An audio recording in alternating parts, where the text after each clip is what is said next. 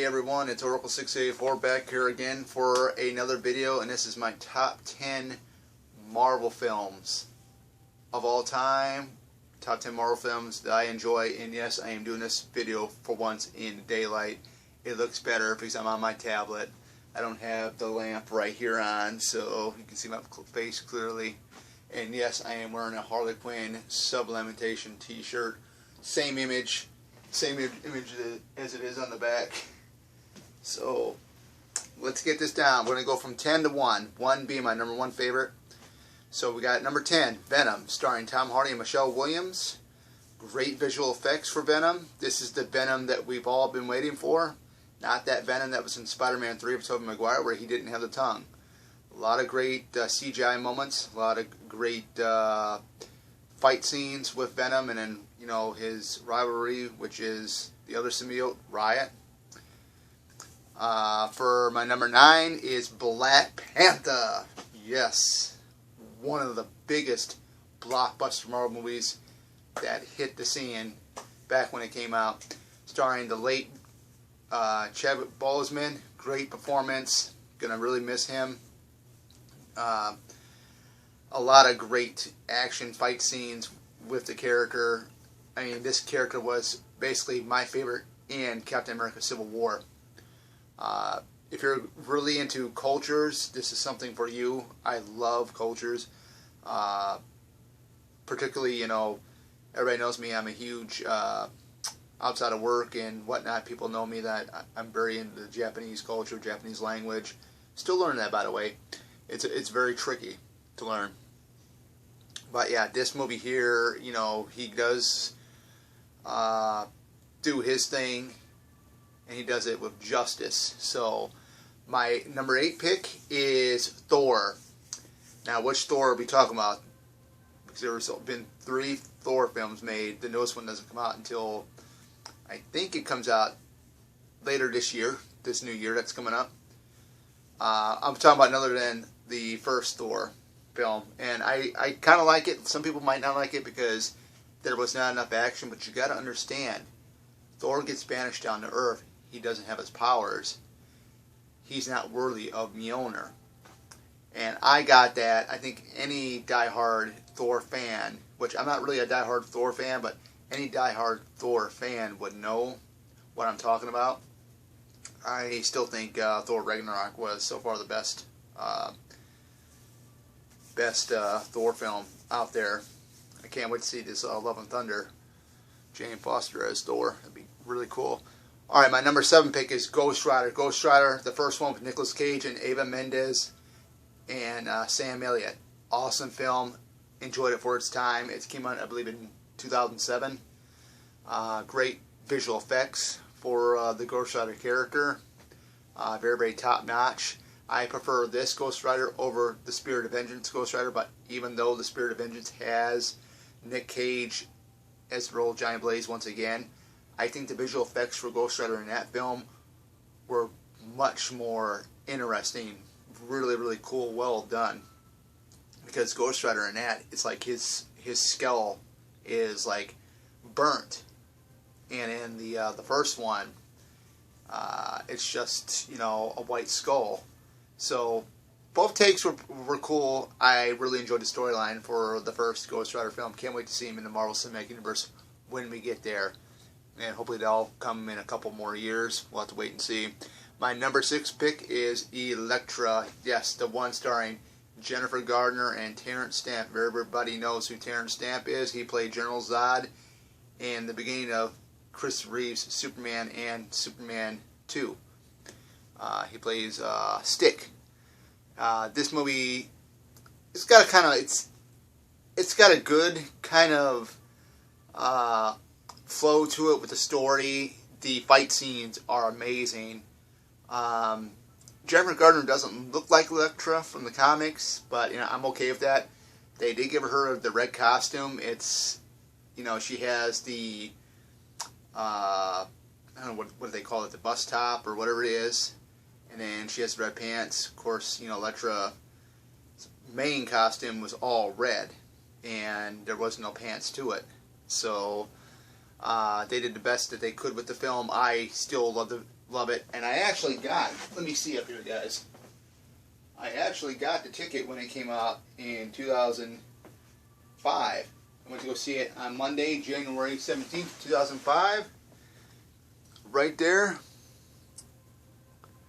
And the matinee was $4 at that time. Very, very different back in those days. Alright, for our next one, number 5 is Black Widow. The standalone Black Widow film, which everybody keeps saying it should have came out sooner than, you know, what it did.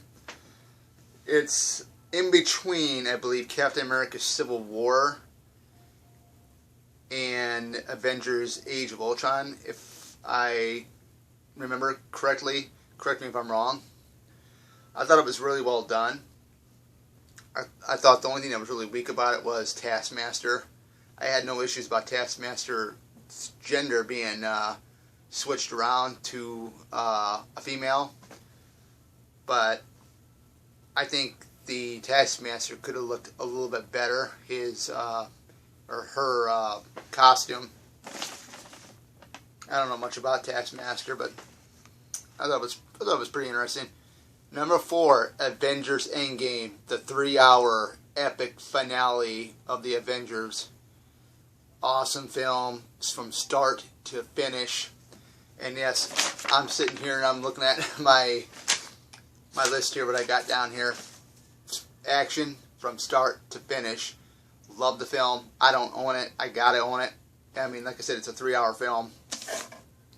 And just the action, the visual effects. I mean, all these films, these visual effects are just amazing. Every year when they make these films, it seems like the visual effects get better and better and better. But Avengers Endgame is my number 4 pick. My number 3 is Spider-Man from 2000 to Tobey Maguire, Kristen Dunst. The first film with the two of them in there. Thought it was good. Enjoyed it. Fortunately, I didn't see this one in theater. I did see most of these in theater, but I didn't see this one in theater. Same thing with Ghost Rider. I never seen that in theater. I did see the second Ghost Rider, though, in theater. But anyways, back to Spider-Man. I remember hearing back in 2002 how jam-packed, because I had a buddy that went to go see it. And he said the lines were nuts. I mean, it was long to get in there. I think they sold out of the tickets, if I remember correctly on that one. It's a good, fun film. I liked the Tom Holland. Andrew Garfield, wasn't really a big fan of The Amazing Spider-Man, but I'm really looking forward to No Way Home that comes out next month. I'm actually going to get my tickets tomorrow when I get off work for that film, because I know that's probably going to sell out like there's no tomorrow. Alright, my number 2 is Captain America, the First Avenger. Love it. It's a period piece. Love it. Just love the setting that it's in, the 1940s, set around, I think, around World War II. Captain America clashes with Red Skull. Great stuff. Love the way Chris Evans portrayed Steve Rogers' Captain America in the film. Just top notch. He is one of my favorites in the Marvel universe, you know, along with the X-Men and Spider-Man. Of course, we haven't seen the X-Men yet in the Marvel Cinematic Universe, but I think they're going to be the last to come in, because next is going to be the Fantastic Four. And for my number 1 pick, and I was in high school when this came out back in 2000, the very first X-Men, starring Hugh Jackman, Patrick Stewart, Ian McKellen, or Sir Ian McKellen, Famke Janssen, Halle Berry, Anna Paquin, Shawn Ashmore, you name it, great stuff. It's the Brotherhood versus the X-Men, or the X-Men versus the Brotherhood. Great visual effects for 2000. They were in production, filming this in 1999, if I believe, because that's how they do movies, is a year before, and then they release them the following year after that. I remember seeing it at a movie theater, at the movie theater, and thinking this was, you know, larger than life, because I remember the 90s cartoon, watching it on Saturday mornings on Fox, and just having a great time, because I really enjoyed the characters. And of course, Wolverine is everybody's favorite. He's one of my favorites. I do like Gambit. We didn't get to see Gambit until X-Men Origins. That was kind of a downing of the Gambit character, but definitely X-Men from 2000 is my all-time favorite. And I've seen every single one of them in theater. I had to say this one, the second one, First Class, X-Men Days of Future Past, X-Men Apocalypse were my favorites. You know, they had a hit and miss with X-Men Dark Phoenix. I mean, they got part of the Dark Phoenix storyline right, or the Phoenix storyline right, but they, instead of going through their Phoenix storyline, they go straight to the Dark Phoenix, like they made that mistake in X-Men The Last Stand. But, you know, like I said, guys, this is Hollywood. The writers do what they want in these films. There's nothing we can do about it. Other than that, I'm really looking forward to seeing Spider-Man No Way Home. And this is it. This is my top 10 for my Marvel films of all time. Hope you guys enjoyed it, because I know I enjoyed getting this written down. So, take care, guys. See you later.